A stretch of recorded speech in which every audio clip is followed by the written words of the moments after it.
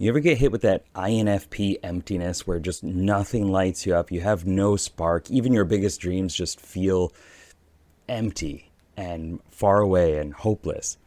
Well, you're not alone. I'm an INFP. I've also coached over 100 INFPs. So I've done this a lot, and I spend a lot of time around INFPs. And I think almost all of us go through this stage.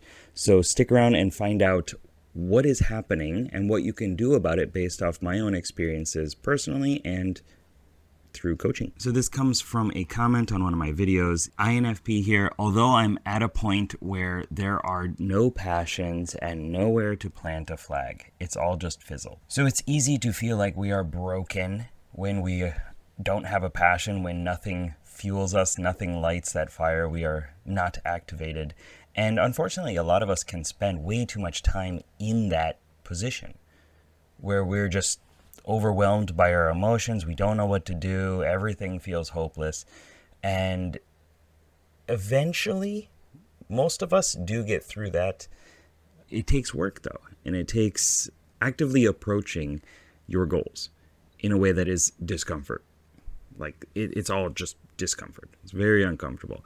But it's a part of the process of growing and learning more about yourself and exploring different aspects of yourself so that you really understand what you want. Because that is the only way to understand what you want.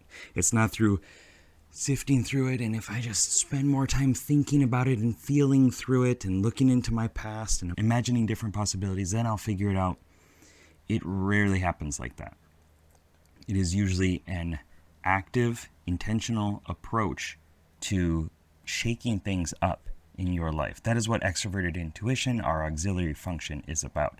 It's about putting yourself into different contexts, learning new things, connecting patterns, learning about the world in different ways, and then finding a way to match that and mash that with your own previous experiences and passions and interests. And then you get this mesh of different fabrics of life, of different aspects of yourself, and you're like, I figured it out. I understand it more now. Like, I never would have thought that this was a part of my life.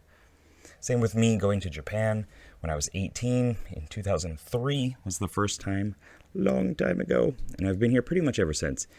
I never would have imagined that I would have liked Japan. I just kind of picked a random place, and I just knew I needed to get out of my comfort zone because my explorer, which I didn't have a name for it at the time, I didn't have awareness of it, but this voice was saying, just, you need to do it. You need to go. You need to see what's over there.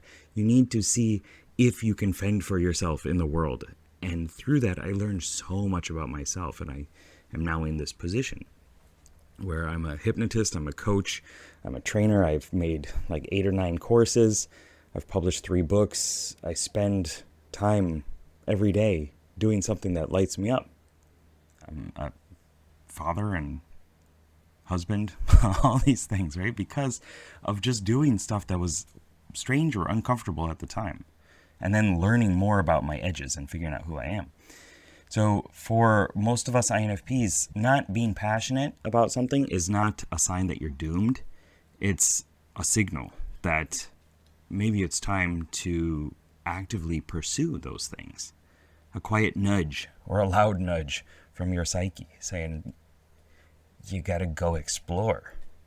And it's going to be rough, but if it were easy, then you'd already be doing it. So there are also 3 different points that I want to talk about, and I kind of want to bring in my deck of cards here because it's fun. So the first point is the world often tells us what we should do. And they say, go do a 9 to 5, put your head down, work. You don't need to pursue all these interests and your art and your music or dance or stories or whatever it is. Just get a job.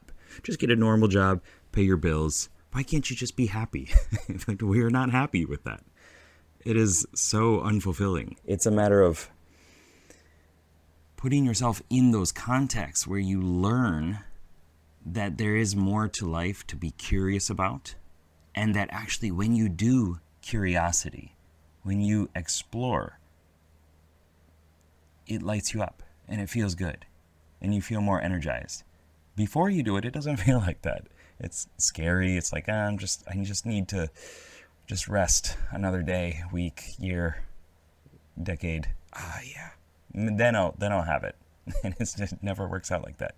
I've learned that you actually get more energy through doing. And I just pulled a random card. This says expand knowledge. And there's a spaceship there. It's traveling the cosmos. This is a thinking card as well, as in ENTP, thinking. And we're talking about expanding knowledge. When you step away from the world's shoulds and you start to give yourself permission to be who you are and to explore more of the inner world and the outer world and chart new domains, navigate your mental and emotional self and ideational space, you learn that there's a lot to be excited about. And it might take time to find it. Took me plenty, 10 years of playing games and distracting myself before I was like, okay, I think I've pieced it together, because I took a moment of silence to process it. But I needed those inputs of so many different experiences. In order to expand myself, I needed to expand my knowledge of myself and the world. Also, the next point is that your brain wants this huge purpose. Like, I know exactly what I'm going to do for the rest of my life. And that also rarely happens. Now, there will be likely themes that connect up through the rest of your life, through the past, to the present, into the future as well.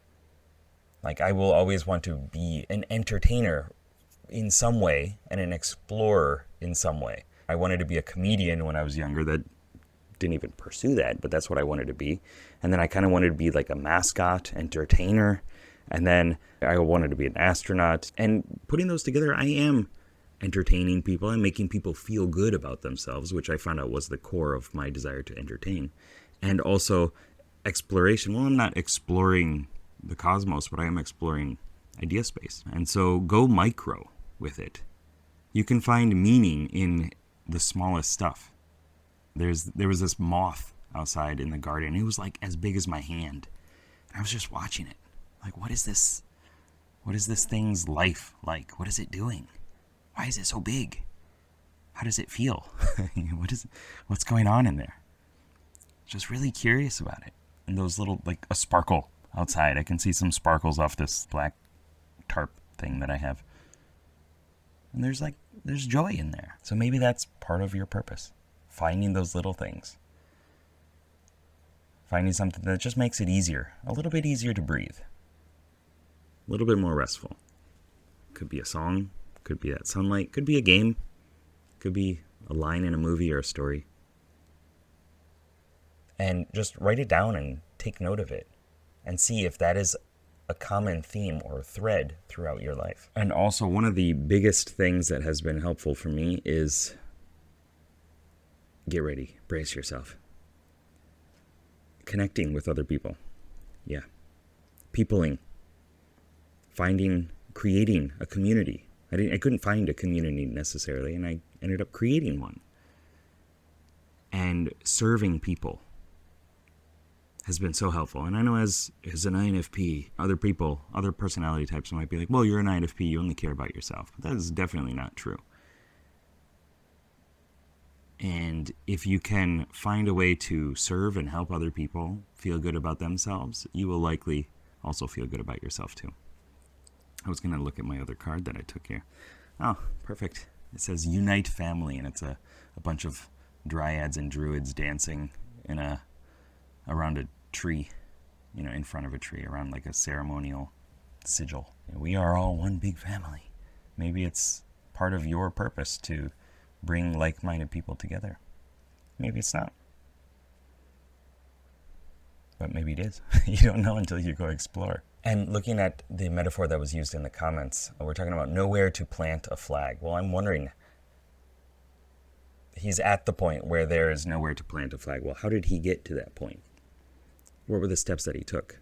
Why is he there? What was he searching for in the first place? What was that adventure like? And where was the calibration to know that this is not the place that I want to be at right now? Or maybe he did arrive where he thought he wanted to be, and it wasn't that. And then he stopped. Stopping is the only way you can fail. If you continue to learn and take actions, take different steps, then it's not failure. If it's all just fizzle, I wonder where the carbonation can come from. Maybe it's from expiration or inspiration.